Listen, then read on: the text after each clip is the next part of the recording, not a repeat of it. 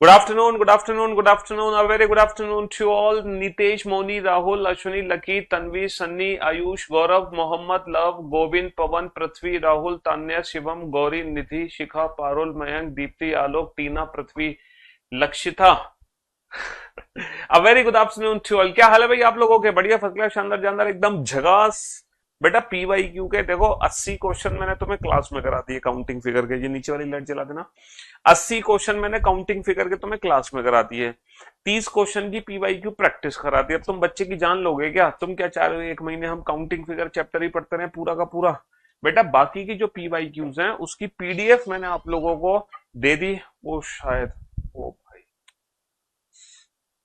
Shit, P counting figure का कुछ भी चीज अपडेट नहीं हो पाई होगी क्योंकि मैं तुम्हें सेंड ही नहीं कर पाया था। ओ यार, टेस्ट वगैरह मुझे खुद भूल गया मैं टेक्निकल को भेजना। इस पर व्हाट्सएप ओपन है। मेरे से गलती हो गई बेटा। काउंटिंग फिगर से रिलेटेड जो भी डेटा था ना, नोट्स वगैरह, टेस्ट वगैरह, वो अपडेट नहीं हो पाए होंगे क्योंकि मैंने टेक्निकल को दिए ही नहीं। हमारे हमारी टीम ने मेरे को तो दे दिए थे बट मैं टेक्निकल को देना भूल गया। है ना, पीवाईक्यूज के जो क्वेश्चन है ना, पीवाईक्यूज के मैंने 30 से ज्यादा क्वेश्चन अपडेट करा रखे हैं। तो 30 से ज्यादा क्वेश्चन 30 से ज्यादा क्वेश्चन तुम्हें मिल जाएंगे काउंटिंग फिगर के। तुम उस प्रैक्टिस सेट में से कर लेना। है ना, उस प्रैक्टिस सेट में से कर लेना। एक सेकेंड, मैं अभी अपडेट करवाता हूं। जस्ट वेट, जस्ट वेट, अभी अपडेट करवाता हूं। आधे घंटे में सारी चीजें अपडेट हो जाएंगी रिलेटेड टू काउंटिंग फिगर।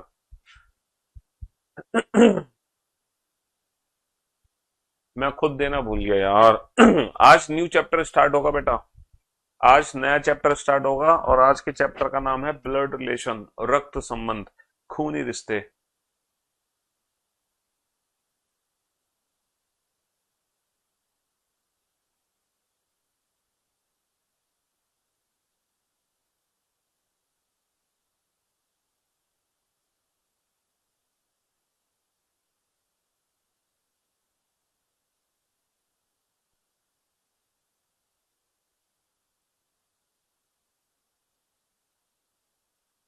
हाँ जी।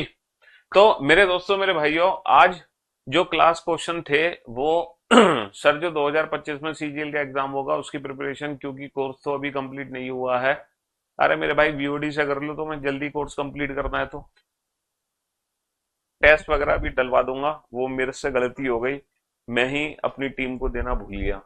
वो डेटा मेरी पेन ड्राइव में मेरे साथ चला गया घर पर और मैं देना ही भूल गया शाम को। और बिल्कुल भी मेरे दिमाग में मतलब बिल्कुल भी मुझे याद नहीं रही। हाँ जी। चलिए, तो आज हम पढ़ने वाले हैं बेटा रक्त संबंध, खूनी रिश्ते। मार्कर कहाँ गया? मार्कर नहीं है शिव। शिव, मैं कह रहा हूँ मार्कर नहीं है यहाँ। हाँ जी।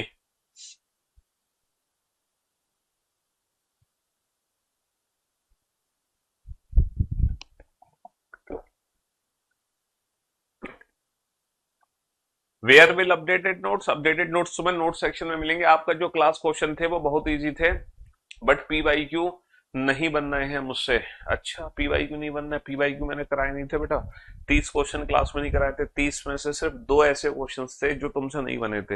हैं? क्या तुमसे ये वाला क्वेश्चन नहीं बना था पी वाई क्यू का? मुझ तुम अगर तुमसे सिर्फ दो क्वेश्चन नहीं बने तो इट डजेंट मीन कि सारे क्वेश्चन नहीं बनेंगे। आपके साथ एक तो सबसे बड़ी दिक्कत पता है क्या है? आप लोगों के अंदर पेशेंस की बहुत कमी है। बहुत ज्यादा कमी है, बिल्कुल भी पेशेंस नहीं है आपके अंदर। और अगर कोई भी एक या दो क्वेश्चन नहीं बने उसके चक्कर में आपने पूरे चैप्टर ही वेस्ट कर दिया है। कमाल करते हो यार, कमाल। देखो, क्लास के जो 80 क्वेश्चन थे ना वो सारे सीक्वेंस में सेट थे। पीवाईक्यू के जो क्वेश्चन थे वो मिक्स क्वेश्चन थे। और उन मिक्स क्वेश्चन में से सिर्फ दो ऐसे क्वेश्चन थे जो थोड़े से डिफरेंट क्वेश्चन थे। उन दो क्वेश्चन के अलावा 28 जो क्वेश्चन थे वो बहुत ही इजी क्वेश्चन थे जो देखते देखते सॉल्व हो रहे थे 10 से 15-20 सेकंड में। लेकिन आप उन दो क्वेश्चन के चक्कर में सारे पीवाईक्यूज को बेकार कर दोगे तो फिर कैसे काम चलेगा? देखो, आज मैं पीवाईक्यू की आपको प्रैक्टिस शीट दूंगा। उसमें पता है कितने क्वेश्चन होंगे? उसमें 30 क्वेश्चन नहीं है। मैं तुम्हें दूंगा पीवाईक्यूज के, जस्ट वेट मैं भी बताता हूँ। मेरी टीम ने मेरे को भेज दिए हैं। क्लास क्वेश्चन की फाइल हो गई ये देखो। मैं आप लोगों को दूंगा 50 क्वेश्चन तो मैं प्रैक्टिस सेट में दे रहा हूं, मैं 50 क्वेश्चन का तो प्रैक्टिस सेट दे रहा हूँ विद आंसर की विद सोल्यूशन। और जो पीवाईक्यू प्रैक्टिस सेट दे रहा हूँ, एक एक पीवाईक्यू में तो 25 क्वेश्चन है, जिसमें सारे के सारे यूपीएससी के क्वेश्चन है। और एक जो पीवाईक्यू है हमारा, उसमें मैं आपको दे रहा हूँ पूरे के पूरे 75 क्वेश्चन। मतलब दो पीवाईक्यू सेट दूंगा मैं आपको। मैं आप लोगों को काउंटिंग फिगर के दो पीवाईक्यू सेट दूंगा, सेट वन जिसमें आपको मिलेंगे पूरे 75 क्वेश्चन विद आंसर की विद सोल्यूशन, ठीक है। और एक और सेट टू दूंगा मैं आप लोगों को, जिसमें आप लोगों को मिलेंगे 25 क्वेश्चन। ये जो 75 क्वेश्चन होंगे ये सारे एग्जाम से रिलेटेड है, एसएससी, रेलवे, टीचिंग, डिफेंस। ये जो 25 क्वेश्चन है ये सी सेट के क्वेश्चन है ना, जो यूपीएससी कंडक्ट कराती है, या किसी भी स्टेट लेवल का पीएससी पेपर, है ना, किसी भी स्टेट लेवल का, जितने भी स्टेट लेवल के पीएससी एग्जाम है उन सारे, चाहे वो यूपी का हो, चाहे वो एमपी का हो, चाहे किसी का हो। तो ये 25 क्वेश्चन बेटा वो है। ये 75 क्वेश्चन है एसएससी से रिलेटेड जितने भी एग्जाम्स होते हैं, रेलवे से रिलेटेड जितने एग्जाम है, ये सारे क्वेश्चन तुम्हें यहाँ मिलेंगे। तो दो पीवाईक्यू सेट अपडेट होंगे।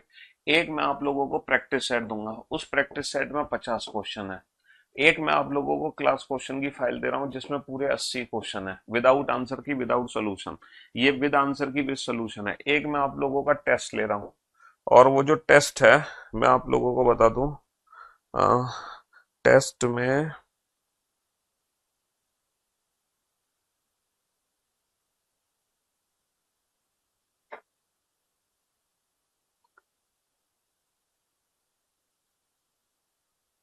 ये फाइल टेस्ट जो है, अभी बताता हूँ टेस्ट में कितने क्वेश्चन है। तो ये सारी की सारी जो चीजें हैं ये सब अपडेट हो जाएंगी। कल ही अपडेट हो जानी चाहिए थी, लेकिन कल मेरी मेरी गलती थी, मेरी वजह से ये अपडेट नहीं हो पाई। कल का क्वेश्चन नंबर 30 का आंसर गलत है, कोई नहीं बेटा, उसको क्रॉस चेक कर लेना पीडीएफ से। कल के क्वेश्चन का क्लास नंबर जो 30 है उसको मशीन इनपुट एसएससी में नहीं आता है। हाँ जी। एक क्वेश्चन और है सर, अगर हैंड पर टैटू बना है तो रिजेक्ट हो जाएगा क्या फिजिकल टेस्ट में? बेटा ये तो आप अपना नोटिफिकेशन में चेक करो, इसके बारे में मेरे को जानकारी नहीं है। हाँ जी, टैटू से रिजेक्शन होगा कि नहीं होगा। हालांकि मैंने भी टैटू बनवाया था, लेकिन तब बनवाया था जब मैंने सारे गवर्नमेंट एग्जाम देना बंद कर दिए थे, उसके बाद मैंने टैटू बनवाया था। ठीक है जी। तो मेरे दोस्तों, आज हम शुरू करने जा रहे हैं ब्लड रिलेशन। हो गया टॉपिक अपडेट। आज हम शुरू करने जा रहे हैं ब्लड रिलेशन, रक्त संबंध, खूनी रिश्ते। ये जो ब्लड रिलेशन चैप्टर है ये दुनिया के हर एग्जाम में आता है। ऐसा कोई भी एग्जाम नहीं है दुनिया में, है ना, जिसमें रीजनिंग आती हो और जिसमें ब्लड रिलेशन ना आता हो। ब्लड रिलेशन हिंदी में इसको कहते हैं रक्त संबंध, और हम इसको खूनी रिश्ते भी कह सकते हैं। आज हम करेंगे रिश्तों का खून। नहीं नहीं नहीं, गलत बात, हम रिश्तों का खून नहीं करेंगे। आज मैं आप लोगों को ना रिश्ते निभाने सिखाऊंगा। आप लोगों के रिश्ते बड़े बिगड़ते हैं ना, लेकिन ये चैप्टर पढ़ने के बाद आप लोग ना रिश्तों को निभाना सीखोगे। जी हाँ, आज के बाद आपके जो रिश्ते होंगे वो काफी बेहतरीन होंगे। समझ रहे हो जी। देखो, अगर मैं ब्लड रिलेशन की बात करूं तो टोटल 3 टाइप्स के क्वेश्चन ब्लड रिलेशन में बनते हैं। एक तो बनते हैं पजल फॉर्म, एक बनते हैं पॉइंटिंग फॉर्म, एक बनते हैं कोडेड फॉर्म। ये 3 टाइप्स के क्वेश्चन हैं जो ब्लड रिलेशन में बनते हैं। पजल का मतलब है एक स्टोरी होगी, उस स्टोरी को हमें फैमिली ट्री बना के सॉल्व करना है। पॉइंटिंग का मतलब है ना, एक महिला की ओर इशारा करते हुए एक आदमी कहता है कि वह मेरी माँ की बहन की बेटी की नानी की दादी की पोती है। इस टाइप के जो क्वेश्चंस होते हैं, पॉइंटिंग फॉर्म। अच्छा, ये जो कोडेड फॉर्म है इसमें क्या करते हैं हम ना, ब्लड रिलेशन को कोड कर देते हैं। जैसे हमने कोडेड डायरेक्शन में देखा था, डायरेक्शन को हम कोड कर रहे थे, वैसे ही कोडेड ब्लड रिलेशन में क्या करते हैं, रिलेशंस को हम कोड कर देते हैं सिंबल्स के थ्रू। और अभी अगर मैं ट्रेंडिंग की बात करूं तो हमारे ट्रेंडिंग में, जैसे अगर मैं मेंस की बात करूं तो मेंस में ना कोडेड फॉर्म के क्वेश्चन काफी पूछे जा रहे हैं, और प्रीलिम्स में पजल फॉर्म के क्वेश्चन पूछे जा रहे हैं। पॉइंटिंग फॉर्म के जो क्वेश्चन है आज से 3-4 साल पहले बहुत पूछे जाते थे, है ना। हाँ जी, पॉइंटिंग फॉर्म के क्वेश्चन आज से 3-4 साल पहले बहुत पूछे जाते थे, लेकिन पिछले 3-4 साल से पॉइंटिंग फॉर्म के क्वेश्चन एग्जाम में नहीं पूछे जा रहे हैं। तो जो मेन प्रायोरिटी है वो हमारी पजल और कोडेड फॉर्म है, हालांकि हम तीनों टाइप पढ़ने वाले हैं। अच्छा, बेसिकली जब भी कोई क्वेश्चन हमारे सामने आता है भी कोई क्वेश्चन फैमिली, जब भी कोई क्वेश्चन ब्लड रिलेशन का हमारे सामने आता है, तो ब्लड रिलेशन का क्वेश्चन सॉल्व करना नो डाउट बहुत आसान है। देखो ब्लड रिलेशन के क्वेश्चन में है ही क्या, कुछ नहीं है, बहुत इजी है ब्लड रिलेशन है। लेकिन दिक्कत पता है क्या है, हमें एक परिवार के बारे में बता दिया जाता है कि ये उसका चाचा, ये उसकी चाची है, ये उसका मामा, ये उसका ताऊ है, ये उसका फलाना, ये उसका ढिकाना है। तो आपस में ये दोनों कौन है? तो हम ना एकदम मतलब हमारे दिमाग में ना एकदम क्या हो जाता है, पजल हो जाते हैं, हम एकदम कंफ्यूज हो जाते हैं कि कौन किसका क्या है भाई, हम समझ नहीं पाते। तो इसीलिए ब्लड रिलेशन के क्वेश्चंस को सॉल्व करने के लिए, है ना, ब्लड रिलेशन के क्वेश्चंस को सॉल्व करने के लिए हम एक फैमिली ट्री बनाते हैं। और वो फैमिली ट्री हमारे किसी भी क्वेश्चन को बड़े प्यार से सॉल्व कर सकता है। वो फैमिली ट्री हमारे किसी भी क्वेश्चन को बड़े प्यार से सॉल्व कर सकता है, चाहे चाहे वो पजल फॉर्म का क्वेश्चन हो, चाहे वो पॉइंटिंग फॉर्म का क्वेश्चन हो, चाहे वो कोडेड फॉर्म का क्वेश्चन हो। तीनों टाइप हम फैमिली ट्री बना के बड़े प्यार से सॉल्व कर सकते हैं। अच्छा, ये जो फैमिली ट्री हम बनाते हैं, इसके पीछे कॉन्सेप्ट क्या यूज होते हैं? साउंड एकदम परफेक्ट आ रही है बेटा। फैमिली ट्री के पीछे कॉन्सेप्ट क्या होते हैं? फैमिली ट्री के पीछे एक बात बताओ, है ना। एक बात, एक छोटा सा क्वेश्चन मेरा आप लोगों से है, जैसे दो व्यक्ति आपस में रिलेटिव हैं, ये दोनों आपस में संबंध रखते हैं, इन दोनों का आपस में एक दूसरे से कोई ना कोई संबंध है, चाचा भतीजा, मामा भांजा, मामा मतलब पति पत्नी, कोई दादा पोता, मतलब कुछ ना कुछ संबंध है। तो इन दोनों व्यक्तियों में क्या क्या चीजों का अंतर मिलेगा? सर, जब दो व्यक्ति आपस में रिलेटिव होते हैं, रिश्तेदार होते हैं, तो उनमें दो चीजों का फर्क मिलता है। एक तो फर्क मिलता है जेंडर का, है ना। दो चीजों का डिफरेंस होता है, एक तो होता है जेंडर का डिफरेंस, एक होता है जनरेशन गैप, एक होता है जनरेशन गैप। भाई कोई भी अगर दो रिलेटिव हैं, तो या तो वो दोनों मेल होंगे या दोनों फीमेल, या फिर एक मेल एक फीमेल। दूसरा जो फर्क होता है वो होता है जनरेशन गैप, या तो वो दोनों एक ही जनरेशन के होंगे या फिर उन दोनों की जनरेशन में फर्क होगा। मतलब अगर कोई व्यक्ति अगर कोई व्यक्ति बेटा, दो व्यक्ति आपस में रिश्तेदार हैं, तो उन दोनों में यही दोनों चीजों का अंतर होगा, और यही हमारे फैमिली ट्री का मेन कॉन्सेप्ट है। अकॉर्डिंग टू जनरेशन गैप हम पर्सन्स को ऊपर नीचे रखते हैं। जैसे जो व्यक्ति पहले आता है उसको ऊपर रखते हैं। For an example, grandfather grand mother सबसे पहले आएंगे तो उनको सबसे ऊपर रखेंगे, उनके नीचे ग्रैंडफादर ग्रैंड मदर के नीचे father mother, grandfather grand mother के नीचे ग्रैंडफादर ग्रैंड मदर के नीचे फादर मदर, है ना, और फादर मदर के नीचे सन डॉटर। तो अकॉर्डिंग टू जनरेशन गैप जो पर्सन पहले आएगा उसको ऊपर, जो बाद में आएगा उसको नीचे। भाई दादा दादा दादी ऊपर, माता पिता उसके नीचे, पुत्र पुत्री उसके नीचे। तो ग्रैंडफादर ग्रैंड मदर सबसे ऊपर, उनके नीचे फादर मदर, उनके नीचे सन डॉटर। समझ रहे हो मेरी बात? जो लोग एक जनरेशन के वो एक साथ। अगर अंकल और आंट की बात करो, तो जो अंकल और आंट है वो फादर और मदर की जनरेशन के हैं।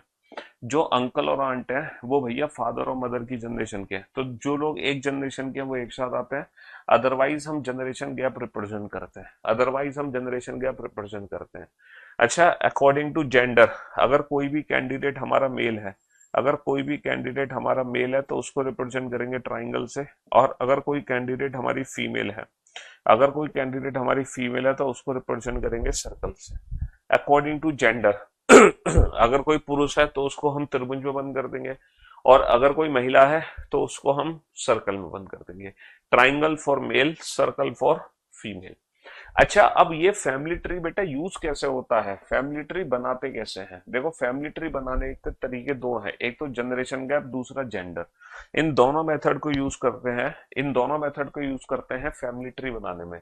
जैसे फॉर एन एग्जांपल, एक छोटा सा रिलेशन है, A is the father of B, A is the father of B, A is the father of B, है ना। एक छोटा सा रिलेशन है, ए बी का पिता है, तो इसका फैमिली ट्री कैसे बनाओगे? ए बी का पिता है, इसका फैमिली ट्री कैसे बनाओगे? ए बी का पिता है, A is the father of B, इसका फैमिली ट्री आखिर बनाओगे कैसे?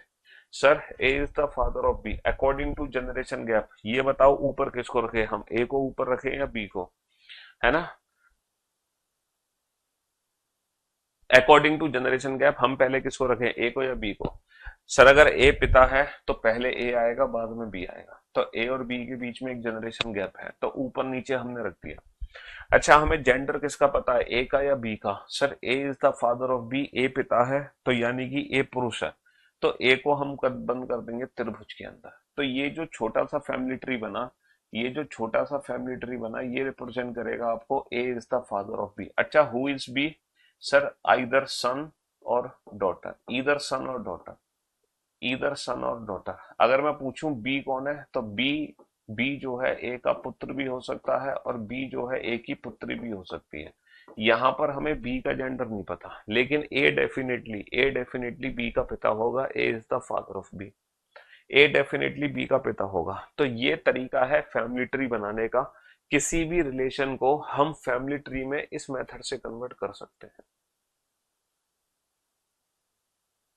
हम हिंदुस्तानी हैं, तो हम हिंदुस्तानी है तो हमें एक चीज तो बहुत अच्छे से आती है। बताओ क्या चीज आती है?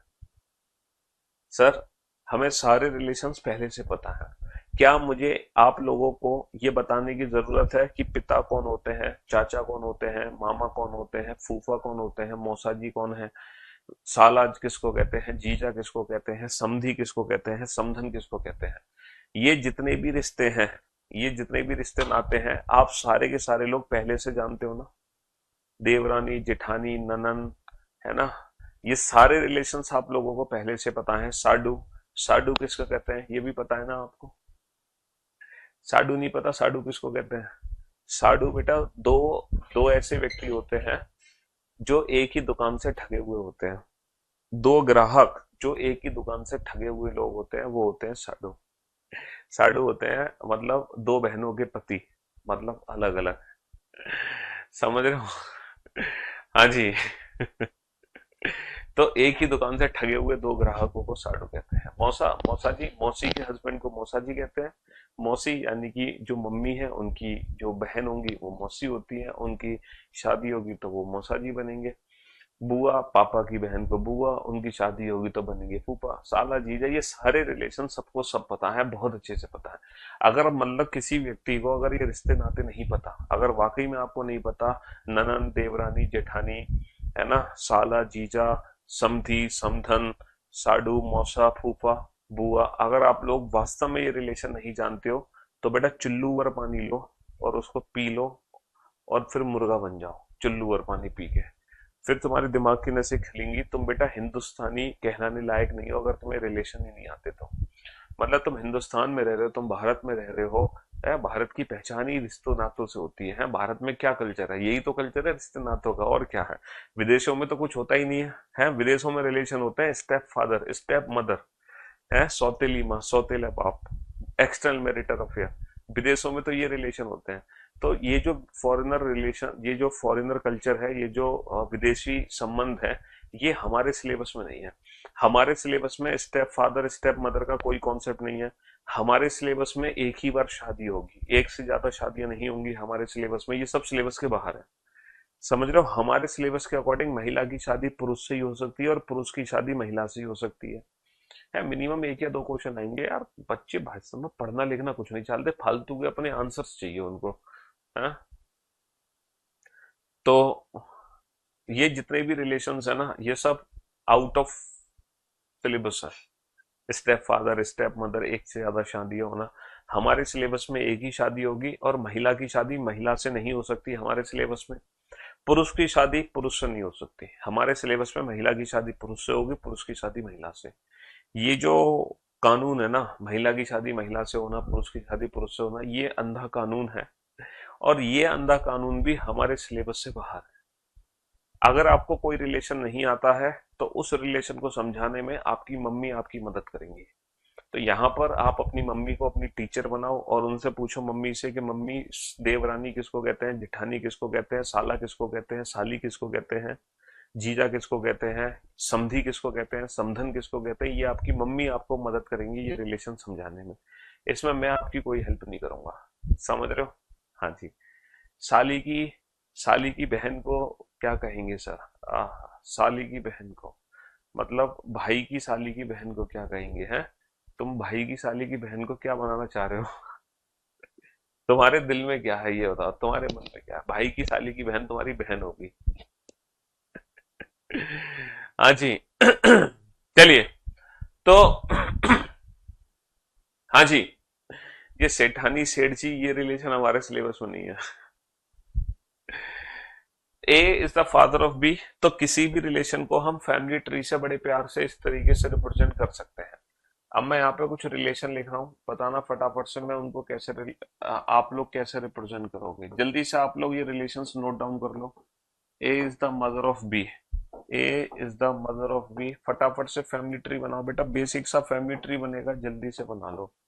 ए बी की माँ है, ए बी की माँ है, या ए बी की माता है, या ए बी की माता जी है, सब का मीनिंग एक ही है।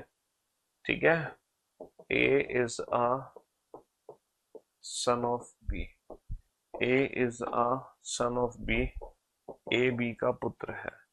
ये सारे रिलेशन आप फैमिली ट्री से रिप्रेजेंट करके मुझे दिखाओगे तो क्या, बस आप नोट डाउन कर लो।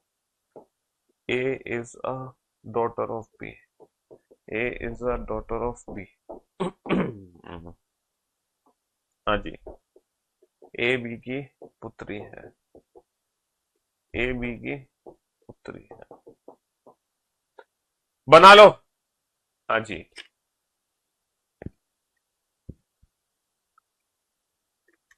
देवरानी बेटा तुम्हारी मम्मी की जो देवरानी है वो तुम्हारे चाचा की वाइफ होगी।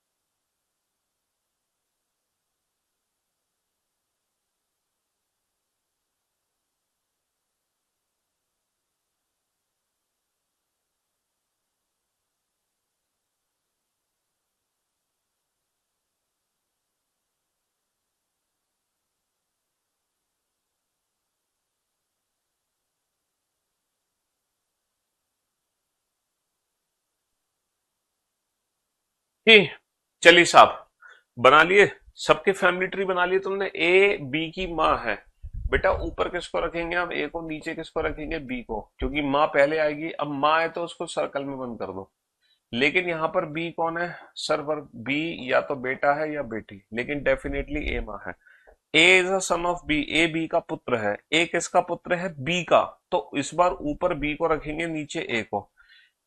इस बार ऊपर बी को रखेंगे, नीचे ए को, क्योंकि ए पुत्र है बी का तो बी पहले आएगा, ए बाद में। ए पुत्र है तो ए का जेंडर पता चला है, ए ट्राइंगल में बंद कर दो। लेकिन जो बी है, बी के बारे में कुछ नहीं पता, बी ए की माँ भी हो सकती है और बी ए का पिता भी हो सकता है, ईदर मदर और फादर। अच्छा, ए बी की बेटी है, ए बेटी है तो ए को नीचे बी को ऊपर, अकॉर्डिंग टू जनरेशन गैप, क्योंकि बेटी बाद में आएगी। ए बेटी है तो ए को सर्कल में बंद कर दो। अगेन हमें बी के बारे में कुछ नहीं पता, बी माँ भी हो सकती है और बी पिता भी हो सकता है। अगर आपसे पूछा जाए how is B related to A, B का ए से क्या संबंध है, तो आपका आंसर क्या होगा, बी ए की माँ भी हो सकती है और बी ए का पिता भी हो सकता है। How is B related to A, either mother or father. How is B related to A, either son or daughter. How is B related to A, either son or daughter. तो मैं उम्मीद करता हूं इन चारों में से किसी भी रिलेशन को फैमिली ट्री से रिप्रेजेंट करने में आपको 0.01% भी दिक्कत नहीं हुई होगी, है ना। गर्लफ्रेंड का जो रिलेशन है वो आउट ऑफ सिलेबस है, आउट ऑफ कंटेंट, समझ रहे हो। हाँ, गर्लफ्रेंड भी हमारे सिलेबस से बाहर है, हमारे सिलेबस में कोई गर्लफ्रेंड कोई बॉयफ्रेंड नहीं है। Next, A is a brother of B, A is a brother of B, A B का भाई है। फटाफट से, ए बी का भाई है, A is a brother of B, A B का भाई है, ए बी का भाई है। A is a sister of B. ठीक है, बनाओ बनाओ फटाफट फटाफट से। मैं रिलेशंस को रिप्रेजेंट करना सिखा रहा हूँ फैमिली ट्री से। ए बी की बहन है, यहाँ पर मैं सिर्फ एक एक रिलेशन को रिप्रेजेंट करता हूँ। हमारे क्वेश्चन में क्या होंगे, मल्टीपल रिलेशंस होंगे, तो हम सबको फैमिली ट्री से रिप्रेजेंट कर देंगे। A is a sister of B and B is a brother of A. हाँ जी, ए बी की बहन है और बी ए का भाई है। ए बी की बहन है और बी ए का भाई। समझ रहे हो? A is the wife of B. A is the wife of B. A B की पत्नी है। ए बी की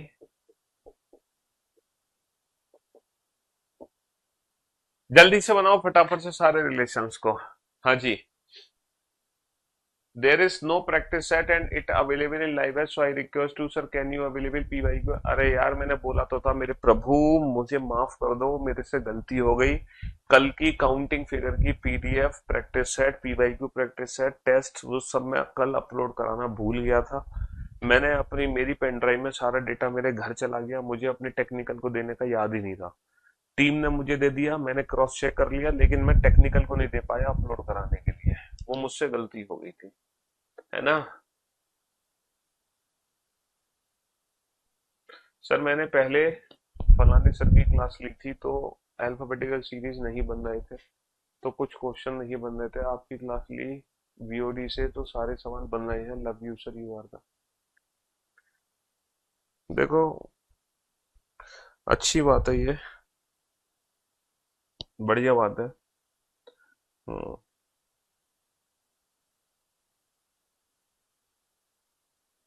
बस दिल से पढ़ो, और थोड़ा पढ़ाई के साथ ना पेशेंस रखना बहुत जरूरी है।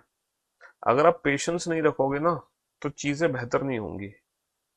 जो आपने सीखा है ना, इतना भरोसा रखना मुझ पर और अपने आप पर कि जो आपने सीखा है उससे ऊपर कुछ नहीं है। इससे ज्यादा एक्सट्रीम लेवल हो ही नहीं सकता। मतलब मैं आपको कोई भी टॉपिक जब करा रहा हूँ ना, तो ये समझ लो मैं उस चैप्टर में आपको मास्टर बना दे रहा हूँ। ऐसा नहीं कि जब मैंने आपको कोई चैप्टर पढ़ाया तो आप कोई पर्टिकुलर एग्जाम ही क्रैक कर पाओगे। जैसे मैंने कोई भी सपोज चैप्टर कराया डायरेक्शन का, तो इट डजंट मीन कि सिर्फ डायरेक्शन के तुम सीएचएसएल के क्वेश्चन बना पाओगे। बेटा दुनिया का कोई पेपर हो, अगर उसमें डायरेक्शन का सवाल है तो वो आपसे 100% बनेगा, और आपसे नहीं बनेगा तो दुनिया का कोई बच्चा उसे नहीं बना पाएगा। बच्चा तो छोड़ो, कोई टीचर भी नहीं बना पाएगा, इतना याद रखना। तो बस वो कॉन्फिडेंस आपके अंदर होना चाहिए, है ना। और वो तब आएगा जब तुम मार्केट में पूछोगे उन बच्चों से जो सिलेक्ट हुए हैं, वो जब टीचर के बारे में बताते हैं ना, तब एक्चुअली आपको भरोसा होगा। क्योंकि मैं अपने मुंह से तो अपनी तारीफ कितनी भी कर दूं वो बेकार ही है ना। असली तारीफ वो है जो बच्चा ज्वाइनिंग ले चुका है, सिलेक्शन ले चुका है, वो आपको बता रहा है। क्योंकि ट्रस्ट होना बहुत जरूरी है। क्योंकि अगर जब तक ट्रस्ट नहीं होगा तब तक काम नहीं चलेगा। जब तक आपके मन में डाउट होगा कि कुछ रह गया, कुछ कम पड़ा है, कुछ ज्यादा नहीं, फलाना दिखना, तो आप हमेशा भटकते रहोगे। इसीलिए पहले ट्रस्ट, फिर सब कुछ एकदम क्लियर। और यकीन मानो बेटा, अगर reasoning exam point of view से पढ़ाई जाए तो सिर्फ 40 से 45 घंटे की रीजनिंग है बस। इससे ऊपर की रीजनिंग है ही नहीं, अगर सिर्फ एग्जाम ओरिएंटेड पढ़ाई जाए आपको तो। लेकिन हम लोग, आपको रीजनिंग कितने घंटे, मेरी रीजनिंग कितने घंटे चलती है पता है आपको? लगभग 150 घंटे में रीजनिंग पढ़ाता हूँ आपको, 150 घंटे। तो इसीलिए हम इतना पढ़ा दे रहे हैं कि इससे ऊपर तो कुछ है ही नहीं। 40 घंटे की जो रीजनिंग का सिलेबस है वो आपको 150 घंटे पढ़ाया जाता है। तो सोचो और उससे ऊपर क्या लोग हैं। यूपीएससी, यूपीएससी में भी हमारे बच्चे निकले हैं, क्यों नहीं निकले हैं? गूगल पर सर्च करोगे पता चलेगा। इस बार भी जो डॉक्टर है एम्स की, वो उन्होंने हमारा बैच लिया हुआ था रीजनिंग स्पेशल का, तो उन्होंने यूपीएससी क्रैक किया। पिछली बार प्रहलाद नारायण शर्मा 104 रैंक लेके आए थे यूपीएससी में, उन्होंने भी हमारा बैच लिया हुआ था, जो सी सेट नहीं निकाल पा रहे थे। बस रीजनिंग की वजह से। तो कई सारे हमारे बच्चे यूपीएससी में भी लगे हुए हैं जी। चलिए, बन गए बेटा, सारे फैमिली ट्री बन गए। A is the brother of B, A B की बहन है। अक्षय ये बताओ, अकॉर्डिंग टू जनरेशन गैप में ऊपर किसको रखूंगा? अकॉर्डिंग टू जनरेशन गैप में ऊपर किसको रखूंगा, नीचे किसको रखूंगा? सर ए बी का भाई है, A is the brother of B. अगर ए बी का भाई है ना, प्रहलाद नारायण शर्मा सर्च करो यूट्यूब पर, पता चलेगा आपको कि उन्होंने रीजनिंग कहाँ से पढ़ी थी, है ना। यूपीएससी 104 रैंक है, वो भुवनेश्वर में है डीएम की पोस्टिंग पर। हाँ जी। इस बार जो है उस बच्ची का नाम है प्रीति, प्रीति करके है, उसकी 700 कुछ रैंक है, आप यूपीएससी के रिजल्ट में देख सकते हो, वो भी हमारी स्टूडेंट है। हाँ जी। 700 कुछ रैंक है, शायद 709 है या 708 है, यूपीएससी की लिस्ट में देखोगे तो नाम दिखाई देगा आपको। A is a brother of B, A B का भाई है। अच्छा, ए बी का भाई है, सेम जनरेशन है, इनमें कोई जनरेशन गैप नहीं है। तो जब कोई जनरेशन गैप नहीं है तो दोनों को एक साथ रखेंगे, जब कोई जनरेशन गैप नहीं है तो दोनों को हम एक साथ रखेंगे। समझ रहे हो? हाँ सर। ये तो सबसे पहले हमें ना जनरेशन गैप का कॉन्सेप्ट अप्लाई करना है, हमने जनरेशन गैप का कॉन्सेप्ट अप्लाई कर दिया। अब ये बताओ जेंडर किसका पता है? Sir A is a brother, A भाई है, तो यहाँ पर ए का जेंडर पता है, ए भाई है यानी कि मेल। लेकिन ये जो बी है इसके बारे में हमारे पास कोई जानकारी नहीं है। बी जो है ए का भाई भी हो सकता है दूसरा, या बी ए की बहन भी हो सकती है, हमें बी के बारे में कुछ भी नहीं पता। अच्छा, एक बच्चा कह रहा है सर आपने इसको लेफ्ट में क्यों रखा, राइट में क्यों नहीं रखा? बेटा लेफ्ट राइट से कोई फर्क नहीं पड़ता। तुम A is a brother of B को ऐसे बनाओ या फिर A is a brother of B को ऐसे बनाओ, इससे कोई फर्क नहीं पड़ता। लेफ्ट राइट से कोई फर्क नहीं पड़ता, है ना। फर्स्ट रैंक तो शक्ति दुबे की थी, मैं फर्स्ट रैंक की बात कर रहा हूँ। लेफ्ट राइट से बेटा कोई लेना देना नहीं है, कोई लेना देना नहीं है ना, कोई लेना देना नहीं है लेफ्ट राइट से। अच्छा, A is a sister of B, A B की बहन है। अच्छा, अगर ए बी की बहन है तो यहाँ पे जनरेशन गैप है? सर यहाँ पे कोई जनरेशन गैप नहीं है, दोनों को एक साथ रखोगे। कोई जनरेशन गैप नहीं है, दोनों को एक साथ। जेंडर किसका पता चला? ए बहन है तो सिर्फ ए का जेंडर पता है ए सर्कल में। यहाँ पर जो बी है, बी ए का भाई भी हो सकता है और बी ए की दूसरी बहन भी हो सकती है। बी के बारे में कोई जानकारी नहीं है, लेकिन ए डेफिनेटली बहन है। बेटा जेठानी, तुम्हारी मम्मी की जो जेठानी है वो तुम्हारी ताई जी हो गई। ए कौन है? ए डेफिनेटली बी की बहन है, ए बहन है और बी तुम्हारी मम्मी और तुम्हारी ताई जी देवरानी जेठानी है आपस में। A is a sister of B and B is a brother of A. ये बताओ जनरेशन गैप है? सर कोई जनरेशन गैप नहीं है, दोनों को एक साथ रखेंगे। अच्छा, यहाँ पे जेंडर किसका पता है? सर ए सिस्टर है और बी ब्रदर है, यहाँ पे दोनों का जेंडर पता है। ए बहन है सर्कल में, बी भाई है ट्राइंगल, यहाँ पे दोनों का जेंडर पता है। बहुत बढ़िया। अच्छा, A is the wife of B, A B की पत्नी है। There is any generation gap? Is there any generation gap? Sir there is no generation gap. Is there any? No, there is no generation gap, तो दोनों को हम एक साथ रखेंगे। अच्छा, हमें जेंडर किसका पता चला? ए बी की पत्नी है, ए बी की वाइफ है। सर ए पत्नी है तो सिर्फ ए का जेंडर पता चलेगा, ए महिला है। अभी थोड़ी देर पहले मैं तुमसे कहा था कि हमारे सिलेबस में महिला की शादी हमेशा पुरुष से होगी। तो अगर ए पत्नी है, महिला है, तो डेफिनेटली बी पुरुष होगा। यहाँ पे बाय डिफॉल्ट हमें दोनों का जेंडर पता है, बाय डिफॉल्ट हमें यहाँ पे दोनों का जेंडर पता है। समझ रहे हो? ए पत्नी है, ए बहन है, ए बहन है, ए भाई है, ए बहन है और बी भाई है। लेकिन हमें एक गलती है, सर ये तो है बहन भाई और ये है पत्नी पति, ये तो है भाई बहन, ये है पति पत्नी। तो हम डिफरेंशिएट कैसे करेंगे भाई बहन और पति पत्नी में? अगर हम फैमिली ट्री बनाएंगे तो सर एग्जाम में तो हम खुद ही कंफ्यूज हो जाएंगे भाई बहन और पति पत्नी में। तो हम क्या करेंगे, जो मैरिड कपल है ना, जो पति पत्नी है, जो मैरिड कपल है पति पत्नी, उनको एक दूसरे से जुदा मत करो, उनको थोड़ा नजदीकियां बढ़ाओ पति पत्नी में। तो पति पत्नी को हम दोनों को जोड़ के रखेंगे, क्योंकि हमारे सिलेबस में रिश्ता टूटेगा नहीं, रिश्ता बनेगा। तो जब रिश्ता बनेगा तो जो भी पति पत्नी होंगे उनको हम जोड़ के रखेंगे प्लस साइन से। तो जब भी मैरिड कपल आएगी, जब भी मैरिड कपल की बात करेंगे तो उनके बीच में प्लस साइन लगा देंगे। और अगर मैरिड कपल नहीं होगा तो हम नॉर्मली ऐसे ही छोड़ देंगे। तो ये तो हो गए भाई बहन, ये हो गए पति पत्नी, ये हो गए भाई बहन, ये हो गए पति पत्नी। बहुत बढ़िया, बहुत बढ़िया, ग्रेट जॉब। अब बताओ पहले चार जो रिलेशन थे इनके फैमिली ट्री बनाने में 0.01 भी परसेंट दिक्कत, कोई दिक्कत नहीं। अगले जो चार पॉइंट थे इनका फैमिली ट्री बनाने में 0.01% दिक्कत, सर कोई दिक्कत नहीं, नेवर, हो ही नहीं सकती, कभी नहीं हो सकती, बहुत इजी है। सीधा जनरेशन गैप बनाओ और जिसका जेंडर पता है उसको ट्राइंगल सर्कल में बंद कर दो, बात खत्म। अब हम चलते हैं और रिलेशंस पर। 8 संबंध तो हमने देख लिए, लेकिन ब्लड रिलेशन में और कई सारे संबंध होते हैं और बहुत सारे रिलेशन होते हैं। जैसे कि एक रिलेशन ये भी है। अच्छा, ये गर्लफ्रेंड नहीं है बेटा, इसको गर्लफ्रेंड मत समझना। ये हमारे दादाजी हैं, ग्रैंडफादर, ए बी के दादा है, ए बी के दादा है। ये ग्रैंडफादर है बेटा, ग्रैंडफादर।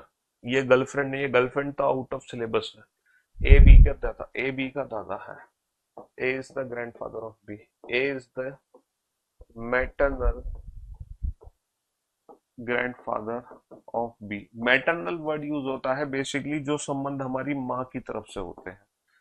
तो ए बी का, हमें पता है दादा और नाना दोनों को हम ग्रैंडफादर बोलते हैं, दादा और नाना दोनों को हम ग्रैंडफादर बोलते हैं, लेकिन मैटरनल जो ग्रैंडफादर होंगे उनको हम कह देते हैं नाना, क्योंकि वो माँ की तरफ से है। ए बी का नाना है, ए बी का नाना है, चलिए, क्योंकि वो माँ की तरफ से है। A is the uncle of B. Uncle एक ऐसा रिलेशन है जो दुनिया भर के रिलेशन अपने अंदर रखता है। अंकल चाचा भी है, मामा भी है, फूफा भी है, मौसा भी है, सब अंकल होते हैं। ए बी का चाचा है, लेकिन बाय डिफॉल्ट हम चाचा लेते हैं अगर कहीं पे अंकल लिखा है तो। और वैसे according to the given question हम दोनों पॉसिबिलिटी ले सकते हैं, वो क्वेश्चन पर डिपेंड करेगा। A is the maternal uncle, A is the maternal uncle of B. A is the maternal uncle of B. A is the maternal uncle of B. A B का मामा है, A B का मामा है। अब बनाओ बेटा, इन इन रिलेशंस को फैमिली ट्री से रिप्रेजेंट करो। ए बी का दादा है, ए बी का नाना है, ए बी का चाचा है, ए बी का मामा है। अच्छा, दादा को कैसे रिप्रेजेंट करोगे? Sir according to generation gap ऊपर ए को रखेंगे, नीचे बी को रखेंगे। ए दादा है तो ट्राइंगल में बंद कर दो। अगर तुम दादा को इस तरीके से बनाओगे तो बेटा ये तो पिता को रिप्रेजेंट करेगा। A is the father of B, A B का पिता है, क्योंकि बी से ऊपर तो उसका पिता आएगा। बेटा दादा का मतलब there is two generation gap, या there are two generation gap, यहाँ पे 2 जनरेशन गैप है, तो तुम्हें वो दोनों जनरेशन गैप दिखानी पड़ेंगी। बेसिकली जो दादा होते हैं वो कौन होते हैं? पिता के पिता होते हैं। तो तुम्हें बी के अगर दादा बनाने हैं तो तुम पहले बी के पिता बनाओगे, देन उनके भी पिता बनाओगे, तो ये डेफिनेटली दादा को रिप्रेजेंट करेगा। A is the grandfather of B, B के पिता। तो किसी भी रिलेशन को अगर आप बना रहे हो, किसी भी रिलेशन को आप बना रहे हो, तो आप उस रिलेशन को कंप्लीट बनाओ, इनकम्प्लीट रिलेशन मत बनाओ, है ना। कंप्लीट रिलेशन बनाओ, कंप्लीट। जैसे ए बी का नाना है, अब बी का नाना कैसे बनाओगे, इसका नाना कैसे बनाओगे? सर नाना होते हैं माँ के पिता। नाना कौन होते हैं? सर नाना होते हैं माँ के पिता। तो पहले बी की माँ बनाओ, देन उनके पिता बनाओ, तो ये कौन हो गया? ये नाना हो गया, है ना। How is A related to B? B, A का बी से क्या संबंध है? ए कौन है? बी का, इसकी माँ का पिता, माँ का पिता हो गया नाना। तो किसी भी रिलेशन को आप बता रहे हो, किसी भी रिलेशन को आप बता रहे हो, तो वो कंप्लीट बनाना पड़ेगा। जैसे ए बी के चाचा है, तो बेटा बी के चाचा डायरेक्ट मत बनाना। चाचा होते हैं पिता के भाई, चाचा होते हैं पिता के भाई। तो अगर तुम्हें बी के चाचा बनाने हैं तो तुम पहले बी के बनाओगे पिता, बी के चाचा बनाने हैं तो बी के बनाओगे पिता, और पिता के भाई बना दोगे, ये हो गए ए बी का चाचा है। अब तुम ये मत कहना कि सर अगर मान लो ताऊ आ गया तो ए बी का ताऊ है, ताऊ को कैसे बनाओगे? है, ताऊ को कैसे बनाओगे? बी का ताऊ, सर बी के पिता।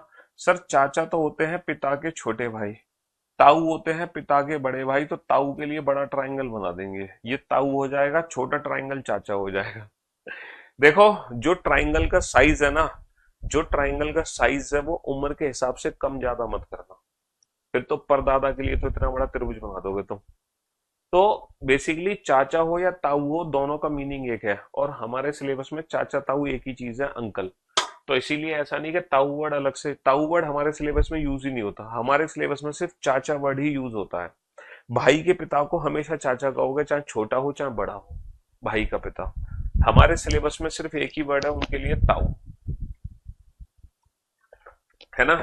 बड़े पापा भी जिनको कहते हैं लोग, है ना। चलिए साहब, तो A is the paternal uncle of B, A is the paternal uncle of B, A is the maternal uncle of B, A B का मामा है। अच्छा, बी के मामा कैसे बनाओगे, बी के मामा कैसे बनाओगे? सर मामा कौन होते हैं? मामा होते हैं माँ के भाई। तो बी के मामा बनाने हैं तो बी की माँ बनाओ और माँ के भाई बना दो। A is the maternal uncle of B, A is the maternal uncle of B, A B के मामा है। These are indirect relation, these are direct relation, these are direct relation, ये डायरेक्ट रिलेशन है सारे के सारे। ए बी का पिता है, ए बी की माँ है, ए बी का पुत्र है, ए बी की बेटी है।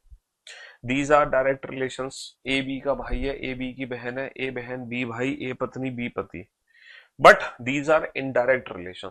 ए बी का दादा है, ये पिता का पिता, ए बी का नाना है, माँ का पिता, ए बी का चाचा है, पिता का भाई, ए बी का मामा है, माँ का भाई। These are indirect relation. समझ रहे हो? तो इनडायरेक्ट रिलेशन के लिए हमें माँ और पिता बनाने जरूरी है क्योंकि उनका संबंध उसी से है। समझ रहे हो? A is a daughter in law of B, A is a daughter in law of B, A B की पुत्र वधू है, ए बी की पुत्र वधू है, ए बी की पुत्र वधू है।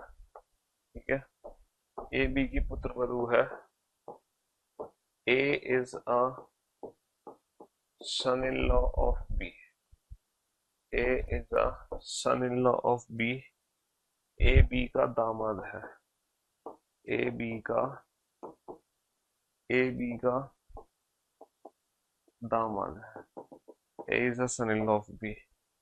तो बेटा यही रिलेशन है जो हमारे सिलेबस में यूज होते हैं। A is a father in law of B, A is a father in law of B, A B का ससुर है, and A is the mother in law of B, A is the mother in law of B.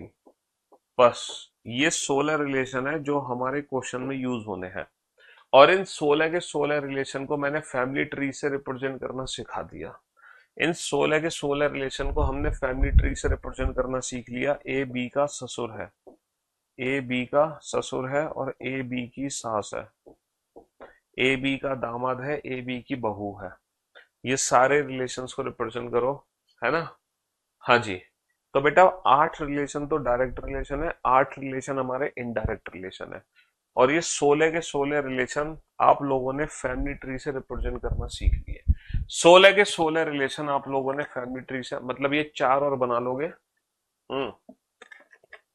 4 और बना लो तो 16 के 16 represent हो जाएंगे। ये 4 और बना लो, 16 के 16 रिप्रेजेंट हो जाएंगे। जल्दी से बनाओ फटाफट से, कम ऑन। हाँ जी, बस ये 16 ही रिलेशन है जो हमारे एग्जाम में हमारे क्वेश्चंस में यूज होते हैं। इनके अलावा एक दो रिलेशन और हैं, लेकिन वो बहुत रेयरली यूज होते हैं, जैसे साला, जीजा, है ना। साला जीजा भी आता है, अगर हम बनाना चाहें तो साला हो गया, जीजा हो गया, ननन हो गया, देवरानी, है ना। ये भी रिलेशन आते हैं लेकिन ये बहुत कम आते हैं। तुम्हारी बुआ की जो नंद है बेटा, तुम्हारी मम्मी हुई या तुम्हारी चाची हुई या ताई जी हुई। हाँ जी। तो ए बी की बहू है। अच्छा, बी की बहू कैसे बनाओगे? इसकी बहू बनानी है तो बहू होती है बेटा बेटे की वाइफ, तो इसका बेटा बनाओ और उसकी शादी करा दो ए से। तो ए तो बहू है, लेकिन जो बी है, बी ए की सास भी हो सकती है और बी ए का ससुर भी हो सकता है। यहाँ पे बी का जेंडर हमें नहीं पता। अच्छा, ए बी का दामाद है, इसका दामाद कैसे बनाओगे? सर इसका दामाद, दामाद होता है बेटी, इसकी बेटी बनाओ, बेटी की शादी करा दो, तो ये हो गया दामाद। तो ए तो दामाद है, लेकिन जो बी है, अगेन बी के बारे में नहीं पता, बी सास भी हो सकती है और जो बी है वो ससुर भी हो सकता है, लेकिन ए पक्का कौन है? ए पक्का बी का दामाद है, उसकी बेटी का पति। अच्छा, ए बी का ससुर है, अब यहाँ पे दो संभावनाएं बनेंगी बी का ससुर। बी जो है महिला भी हो सकती है और जो बी है वो पुरुष भी हो सकता है। यहाँ पे दो संभावनाएं बनेंगी। अगर बी का ससुर बनाना है तो बी महिला है, तो महिला का ससुर होता है पति का पिता, तो ये हो गया ससुर। और किसी आदमी का ससुर होता है उसकी पत्नी का पिता, तो ये हो गया ससुर। तो यहाँ पे दो संभावनाएं बनेंगी, दोनों संभावनाएं हमें बनानी पड़ेंगी। यहाँ पर ए ससुर है, ए कौन है? ससुर है। किसका ससुर है? बी का। क्योंकि बी का जेंडर हमें नहीं पता तो बी महिला भी हो सकती है, बी पुरुष भी हो सकता है। In the same way A B की सास है, तो अगर बी महिला है तो पति की जो माँ है ये सास बनेगी। दूसरी संभावना है कि अगर बी पुरुष है तो पत्नी की जो माँ है वो सास बनेगी। तो यहाँ भी दो पॉसिबिलिटीज चलेंगी, यहाँ भी दो पॉसिबिलिटीज चलेंगी। वीओडी मिल जाएगा बेटा। बैच जब हम परचेज करते हैं उसके 5-6 दिन बाद मिलता है वीओडी बैच, रिकॉर्डेड बैच, प्रथम बैच जब परचेज करते हैं। हाँ जी। ए बहू है, बी सास ससुर है। ए दामाद है, बी सास ससुर है। ए ससुर है, बी बहू है। ए ससुर है, बी दामाद है। ए सास है, बी बहू है। ए सास है, बी दामाद है। तो मैं उम्मीद करता हूं इन 16 के 16 रिलेशन में आपको कोई दिक्कत नहीं होगी। 0.01% भी दिक्कत नहीं होगी। है ना? 16 के 16 रिलेशन आपको बहुत अच्छे से समझ आ गए होंगे।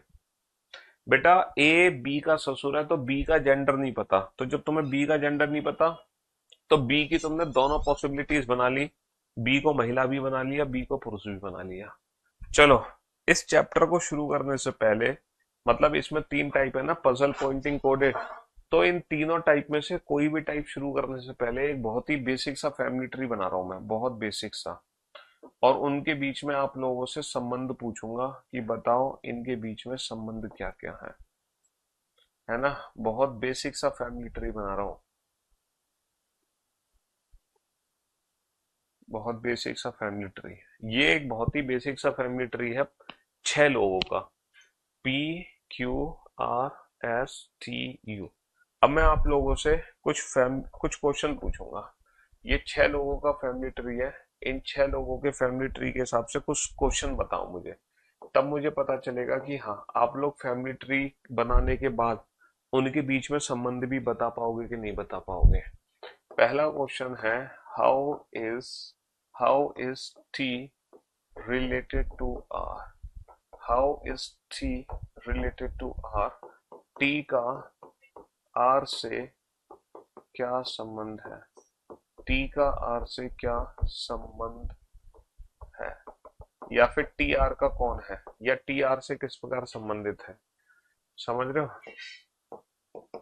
How is U related to R? How is U related to R? U का आर से क्या संबंध है, या यू आर से किस प्रकार संबंधित है, या यू आर से क्या संबंध रखता है? यू आर से क्या संबंध रखता है? How is S related to R? है ना? एस आर से किस प्रकार संबंधित है? एस आर से किस प्रकार संबंधित है? हाँ जी, एस आर से किस प्रकार संबंधित है। बेटा उल्टा आंसर मत देना, कुछ बच्चे उल्टा आंसर दे देते हैं। जैसे मैंने पूछा how is T related to R, how is T related to R, तो मैंने पूछा हु इज टी, लेकिन बच्चे आर के बारे में बता रहे हैं आर कौन है। बेटा टी का आर से क्या संबंध है, इसका मतलब टी कौन है? इसकी माँ का भाई। माँ का भाई कौन होता है? मामा। तो टी आर का कौन हो गया? टी आर का मामा हो गया। बच्चे भांजे भांजा, कुछ बच्चे भांजे भी बता रहे हैं। बेटा भांजा तब होता है जब आर का टी से क्या संबंध है। अगर मैं पूछता आर का टी से तो आंसर होता भांजा। आर कौन है? भांजा है। लेकिन टी का आर से तो टी कौन है? टी कौन है? मामा। तो डिपेंड करेगा एग्जाम में पूछा क्या है। बेटा रिवर्स आंसर मत देना। टी का आर से क्या संबंध है, मतलब टी कौन है, हु इज टी। तो how is T related to R मतलब हु इज टी। अच्छा, यू का आर से क्या संबंध है? यू कौन है आर की? इसके पिता की बहन। पिता की बहन कौन हो गई? बुआ। पिता की बहन कौन हो गई? बुआ। अच्छा, एस का आर से क्या संबंध है? एस कौन है आर की? एस कौन है आर की? इसके पिता की माँ। और पिता की माँ कौन हो गई? दादी। पिता की माँ कौन हो गई? दादी। है ना? अगर आप बेटा इन तीनों क्वेश्चंस के आंसर दे पा रहे हो फैमिली ट्री को देखकर, अगर फैमिली ट्री को देखकर इन तीनों क्वेश्चंस के आंसर बिना कंफ्यूजन के दे पा रहे हो, तो समझ लो तुम लोगों के लिए ब्लड रिलेशन चैप्टर खत्म हो गया। अगर तुमने इन तीनों क्वेश्चन का परफेक्ट आंसर दिया है ना, इस फैमिली ट्री के अकॉर्डिंग, तो समझ लो ब्लड रिलेशन चैप्टर तुम्हारा खत्म। हालांकि मैं तो 5 दिन में खत्म करूंगा, लेकिन लेकिन तुम्हारी तरफ से ब्लड रिलेशन चैप्टर खत्म। टी मौसी है आर की। अबे टी मौसी नहीं है, टी त्रिभुज। ओ भाई साहब, क्लैपिंग। इस बच्चे के लिए जोरदार तालियां बजा दो। टी को मौसी बता रहा, मौसी इसकी माँ की बहन। अबे ये त्रिभुज तुम्हें दिखाई नहीं दे रहा? त्रिभुज होता है पुरुष के लिए, आदमी के लिए। पुरुष, महिला के लिए नहीं, पुरुष के लिए। मेल के लिए नहीं। हाँ, मेल के लिए, फीमेल के लिए नहीं। तो बेटा जो मेल है वो मौसी कैसे बन सकता है? तुमने पुरुष को मौसी बना दिया। ऑपरेशन करा दिया तुमने उसका, है? उसको बेचारे आदमी को तुमने पहले महिला बनाया, फिर तुमने उसको मौसी बना दिया। देखो ये ऑपरेशन ऑपरेशन, है ना? महिला को पुरुष पे बनाना, पुरुष को महिला बनाना, महिला की शादी महिला से कर, ये सब आउट ऑफ सिलेबस है ना? ये अंधा कानून हमारे सिलेबस में नहीं है। बुआ को इंग्लिश में आंटी कहते हैं। Aunty, uncle, grand mother. Aunty, uncle और ग्रैंड मदर। 15-16 में कोई दिक्कत नहीं है बेटा, वो जेंडर बना लो अलग अलग। ए बी का ससुर है, तो अगर बी पुरुष है तो उसका ससुर अलग बनेगा, अगर बी महिला है तो उसका ससुर अलग बनेगा। पुरुष का ससुर होता है पत्नी का पिता, महिला का ससुर होता है पति का पिता। तो दोनों अलग अलग बनेंगे, है ना? दोनों अलग अलग बनेंगे। हाँ जी। चलिए साहब।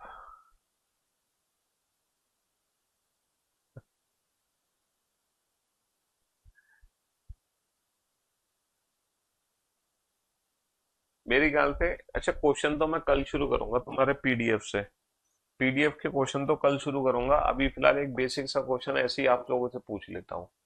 ए is a brother of B. A is a brother of B. B is a daughter of C. Then how is C then how is C related to A. एक बहुत ही वैसे ही छोटा सा क्वेश्चन मैंने पूछा है। फैमिली ट्री बनाओ बेटा, रिलेशन के हिसाब से फैमिली ट्री बनाओ। ए बी का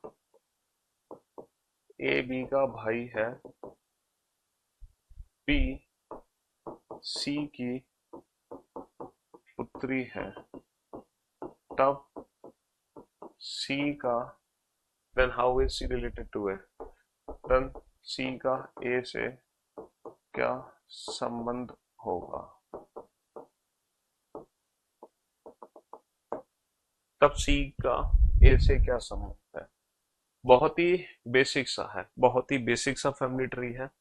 और बहुत सारे बच्चों ने आंसर दे दिया है। मंजूषा ग्रेट जॉब, बेहतरीन। Ayush Gautam ultimate, great job. Diwakar, Ayush Diwakar बहुत बढ़िया। Ayush Gautam great job. अमन बेहतरीन जॉब। लक्षिता स्वामी बहुत बढ़िया, ग्रेट। बिंदु बेहतरीन। दिवाकर बेहतरीन जॉब, ग्रेट जॉब, बेहतरीन। दीपक ग्रेट जॉब, बढ़िया। अनिकेत बढ़िया, अनिकेत राज बढ़िया। लकी पटेल बहुत बढ़िया। तन्वी यादव बहुत बढ़िया, बहुत बढ़िया। शाबाश, बेहतरीन जॉब। बेटा पीडीएफ के क्वेश्चन तो कल शुरू करूंगा मैं, पजल फॉर्म से स्टार्टिंग, है ना? आज तो हमने सिर्फ बेसिक कॉन्सेप्ट पता है कि फैमिली ट्री आखिर बनता कैसे है। अच्छा, A is a brother of B. A B का भाई है, कोई जनरेशन गैप नहीं है, दोनों को एक साथ। ए भाई है तो ए को त्रिभुज में बंद कर दो। और जो बी है, B is the daughter of C. B बेटी है किसकी? सी की। अगर बी बेटी है तो बी को सर्कल में बनाओगे। अच्छा ये किसकी बेटी है, सी की, तो सी को ऊपर बनाओगे। लेकिन सी का जो जेंडर है वो हमें पता ही नहीं है, सी का जेंडर नहीं पता। B is the daughter of C, B बेटी है सी की।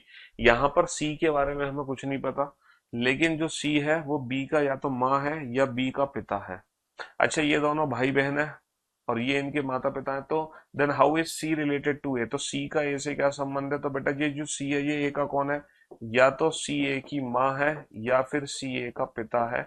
तो ईदर मदर और फादर, हमारे इस क्वेश्चन का आंसर होगा either mother or father. Either mother or father, हमारे इस क्वेश्चन का आंसर होगा माँ या पिता। सी ए की माँ भी हो सकती है और सी ए का पिता भी हो सकता है ना। हाँ जी, either mother or father, either mother or father, बहुत ही बेसिक सी चीज थी। चलो, P is the P is the wife of Q. P is the wife of Q. Q is a son of R. Q is the son of R. R is the husband of S. R is the husband of S. Then how is then how is S then how is S related to P? Then how is S related to P? P Q की पत्नी है, Q R का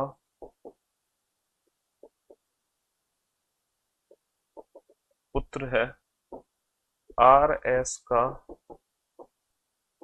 पति है। तब S का P से क्या लेना देना है, तब S का P से क्या संबंध है। बेहतरीन जॉब मंजूषा, अनिकेत राज, सपना, दसमत, बेहतरीन जॉब निखिल, प्राची, निशा, सौम्या, अमन, श्रुति, ममता, दिवाकर, ईशांत, गलत जवाब। अनिकेत, तन्वी, यादव, बहुत बढ़िया, ग्रेट जॉब, बेहतरीन जॉब। बेटा उल्टा आंसर मत दो, हमसे पूछा गया है एस का पी से क्या संबंध है, तो हमें बताना है हु इज एस, एस कौन है। बेटा जब एस का पी से संबंध पूछा है, एस का पी से संबंध पूछा है, तो हमें एस के बारे में बताना है हु इज एस। बच्चे उल्टा आंसर दे रहे हैं, how is S related to P, मतलब हु इज एस, एस कौन है। एस के बारे में बताओ, एस कौन है। बेटा पी पत्नी है, अगर पी पत्नी है तो पी को सर्कल में बंद कर दो, पी की शादी किससे करा दो, क्यू के साथ, क्यू हो गया इसका पतिदेव। अच्छा क्यू आर का बेटा है, ये बेटा है आर का, तो आर को ऊपर बना दो, लेकिन आर का जेंडर नहीं पता। R is the husband of uh, R पतिदेव है, इनकी शादी करा दो एस के साथ, तो एस हो गई फीमेल। तो एस का पी से क्या संबंध है, how is S related to P, तो भैया एस कौन है, हु इज एस। एस का पी से क्या संबंध है, मतलब एस कौन है, इसके पति की माँ। पति की माँ कौन होती है, मदर इन लॉ यानी कि सास, है ना। इसके पति की माँ, पति की माँ होती है सास यानी कि मदर इन लॉ। भाई साहब मुझे लग रहा है तुम जीनियस हो सारे के सारे, क्योंकि 99% आंसर आप लोगों के एकदम परफेक्ट है। तो मुझे बेहद खुशी हो रही है कि जो बेसिक कॉन्सेप्ट मैंने आप लोगों से डिस्कस किया है वो आप लोगों को बेहतर तरीके से समझ आ गया। आप लोगों को बेहतर तरीके से फैमिली ट्री बनाना आ चुका है, और फैमिली ट्री बनाने के बाद लोगों के बीच में संबंध बनाना भी आप सीख चुके हो। तो कल से हम शुरू करेंगे प्रैक्टिस ब्लड रिलेशन की। तो सबसे पहली जो प्रैक्टिस होगी वो हमारी पजल फॉर्म की होगी, कम से कम 2 दिन प्रैक्टिस करेंगे, फिर हम कोडेड फॉर्म की प्रैक्टिस करेंगे, फिर हम पॉइंटिंग फॉर्म। तो अगले 4 दिनों तक लगातार हम क्वेश्चंस की प्रैक्टिस करेंगे ब्लड रिलेशन की, अलग अलग टाइप्स के। उसके बाद मैं आपको पी बाई क्यू क्वेश्चन की प्रैक्टिस कराऊंगा, समझ रहे हो। हाँ जी। और वैसे आज तो वीकेंड का वार है, फ्राइडे है, आज तो वीकेंड का बार फ्राइडे है, और हमारी सीधा जो मुलाकात होगी वो होगी मंडे को, भूमि, ठीक है जी। हाँ जी। चलिए, तो love you guys, love you all, goodbye. आज के लिए सिर्फ इतना ही रखते हैं, है ना। मंडे से हम शुरू करेंगे प्रैक्टिस सेशन। चलिए, love you guys, love you all, goodbye, thank you so much, take care, शुक्रिया, धन्यवाद, tata, bye bye, love you. अच्छा एक एक और छोटा सा क्वेश्चन कर लो जाने से पहले, एक और क्वेश्चन कर लो जाने से पहले, एक और क्वेश्चन कर लो। If A is a son of B but B is not but B is not the mother of A, but B is not the mother of A, then how is B related to A? Then how is B related to A? एक और question का answer देता हूं। अगर A B का पुत्र है, अगर A B का पुत्र है, लेकिन किंतु परंतु, अगर A B का पुत्र है परंतु B A की मां नहीं है, B A की मां नहीं है, तब तब तब तब B का A से क्या संबंध है? तब B का A से क्या संबंध है? Then how is B related to A? A B का पुत्र है लेकिन B मां नहीं है, तो B A का कौन है? एक बच्चा कह रहा चाचा। अरे तुम्हें सैल्यूट है। मानसी, अनिकेत, तन्वी, मोहम्मद, भूमि, पृथ्वी, अंश, वर्षा, शिखा, पारुल, मयंक, दीप्ति, शिल्पा, दिवाकर, वेल डन यार, ग्रेट जॉब। भैया ए बी का पुत्र है। ए किसका पुत्र है? ए पुत्र है, A is the son of B. A पुत्र है तो ए को ट्राइंगल वन कर दो। किसका पुत्र है? बी का पुत्र है। A is the son of B, A B का पुत्र है, लेकिन जो बी है वो मां नहीं है। अरे बी मां नहीं है तो बी इसका पिता है। बी मां नहीं है तो बी कौन हो जाएगा? बी पिता हो जाएगा। B is the father of A. अब भाई मां नहीं है तो कौन है? फादर है। मदर नहीं है तो फादर है? मां नहीं है तो बी उसका कौन हो जाएगा? पिता हो जाएगा। चलिए, तो फिर आज के लिए इतना ही। मुलाकात करते हैं आपसे नेक्स्ट क्लास में। Till then goodbye, love you guys, love you all, take care, शुक्रिया, धन्यवाद, tata, bye bye, love you all.